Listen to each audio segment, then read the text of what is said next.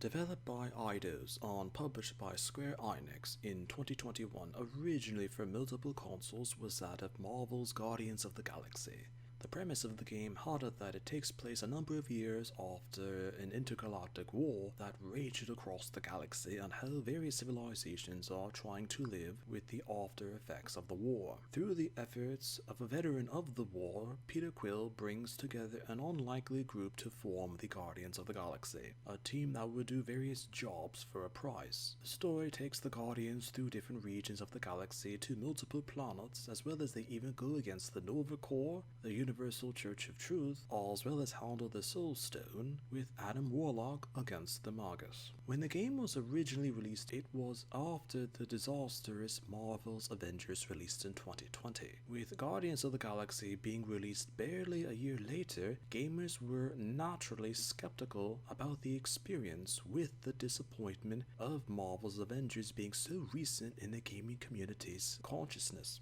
As a result of the hesitation from potential buyers of the time, the video game didn't sell as high as it was expected to. Critics, as well as gamers who did give the game a playthrough, commented that there were actually slightly more details more faithful to the comics than the films were, as the main premise of the game, being the Universal Church of Truth, was something not mentioned nor depicted technically in the films from the first phase through the fourth phase, as well as the concept of the Nova Corps or Adam Warlock, both of which were only minorly mentioned up until the game's release, which were also interesting details for players to experience. Discussions had it that the versions of the Guardians of the Galaxy varied from the film versions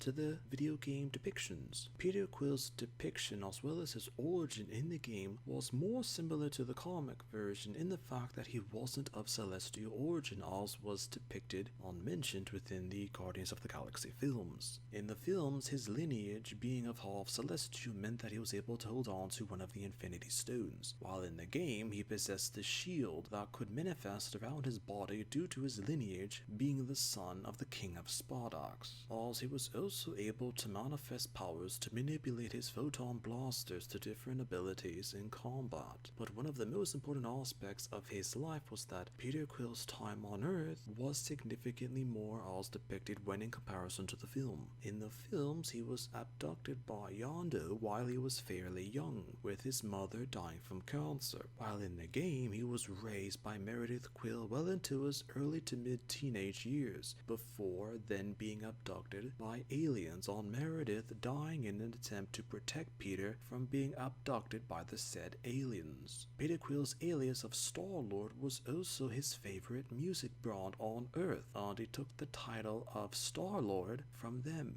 In the films, it was only mentioned upon briefly, and then the somewhat vague origins of Star-Lord was never expanded upon for Peter Quill. In the films, her relationship with her adoptive father of Thanos and adoptive sister of Nebula formed mostly how she viewed herself as well as this relationship to others. But it was also depicted in the game that she had found peace from Thanos' trauma upon her through meditation, and had actually gotten past that horrible period of her life. Nebula was also killed through circumstances mentioned but never depicted in the game, and Nebula's death was one of the few tragedies that actually bothered her. Rocket was actually mostly similar to the film version, as details in the game were slightly more precise and more thorough, with explanation to the player about Rocket's creation, as well as his deep fears of water due to him being an enclosed pod of liquid when he was originally created, as well as his close friendship with Groot. It's been said that the Groot in the video game has slightly less details brought about the character due to Groot being somewhat more popular in the films, and more details about him either being revealed or intentionally created for the films. An interesting piece of information is that in alternate realities, when the Chitauri destroyed Groot's homeworld of Planet X, not in all of the realities this actually occurred, and as a result of Planet X not being destroyed in some realities, Groot's people were well known for their tolerance with relation to other alien races. Mantis even made comments that they were well known as mediators of the galaxy, and as a result their language was the common common language of the galaxy. Through the games, Drox often mentioned that the death of his wife and daughter at the hands of Thanos is what made him desire revenge against the Mad Titan through any means possible. Technically, Drox never got his revenge in the films because Tony Stark was the one who killed him with the Infinity Gauntlet. And this fact was later something that Drox had never forgotten. In the video game, however,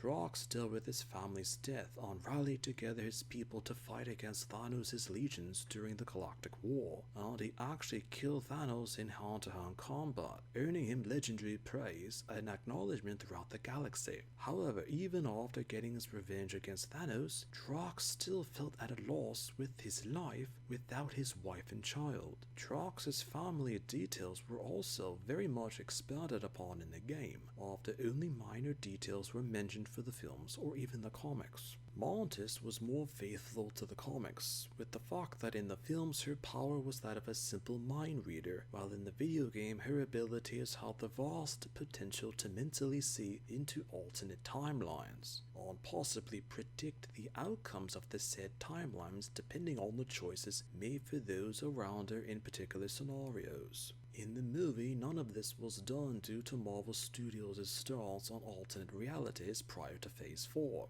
As in the game, Mantis would sometimes say comments that didn't make much sense to anyone because her mind couldn't cope with all of the infinite variables that she had to deal with constantly. In the films, Mantis communicated more with others but was distant due to her originally not having much experience with using her abilities. Through the game's story, the player encounters Adam Warlock. Through the first 4 phases of the Marvel Cinematic Universe, Adam Warlock was barely mentioned besides a cameo appearance in Guardian of the Galaxy Volume 2, and due to circumstances with its director of James Gunn, nothing more was heard from the concept within that time frame. But for the game, it introduced many aspects of cosmic details from Marvel Comics for the first time, in terms of other characters, but Adam Warlock was the main focus, as there were much examples of praise for these adaptations within Guardians of the Galaxy. Even with the praise for the details of the game, as mentioned, the game had poor sales,